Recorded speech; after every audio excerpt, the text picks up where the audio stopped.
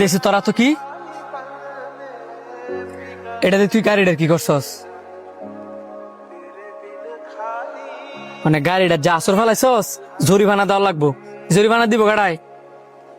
আব্বা কেউ তো দেখছে না, তো আমরা যাইগা। চুপ আয়।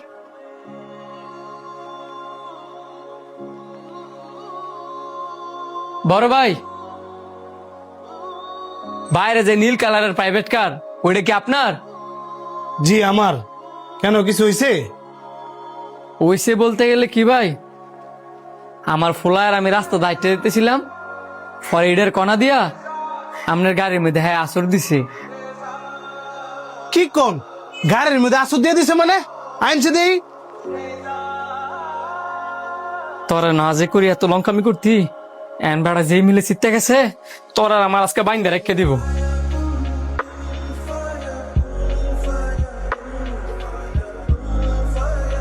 আপনার ফুলা এটা কোনো কাম করছে? গাড়িটার মধ্যে কত বড় আসর দিছে? ভাই আমার ফ্লায় তো বাচ্চা মানুষ, হ্যাঁ বুঝা করে নাই। এন আপনার এই দায়িত্বটা সারাইতে কতটা লাগবো আমার কোন, আমি জরিমানা দিয়ে দিমু।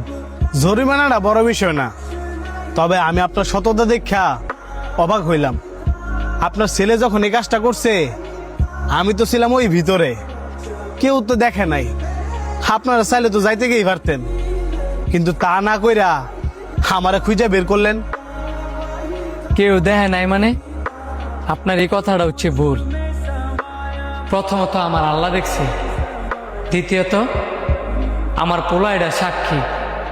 আমার পোলায় যে কাজটা করছে, আমি যদি এখান থেকে যাইতাম গা, তাহলে আমার পোলায় কি শিখতো বা ভবিষ্যতে কি শিক্ষা দিত? এই যে সে একটা অপরাধ করছে, তারা যদি আমি প্রশ্রয় দেই, তারা যদি আমি অনুতপ্ত না শিখাই, তাহলে ভবিষ্যতে বড় বড় অপরাধ কইরাও তার ভিতরে অনুতপ্ত কাজ করতো না।